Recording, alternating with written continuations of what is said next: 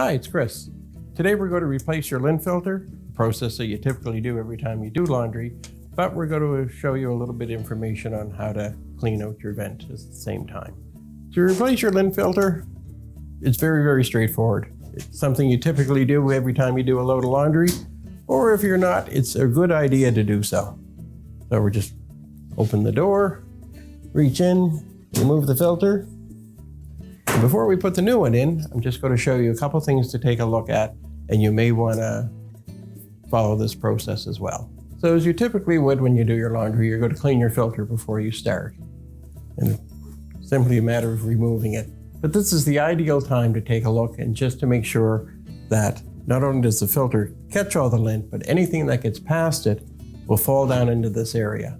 And that lint will restrict the airflow and cause your dryer to take longer to dry than it typically would.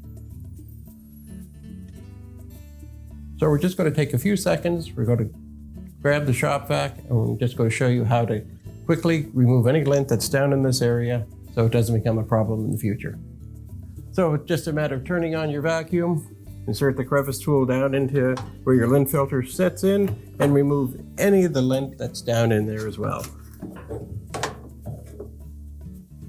It's just that easy and makes a world of difference in the efficiency of the machine. With that area cleaned out, take your new lint filter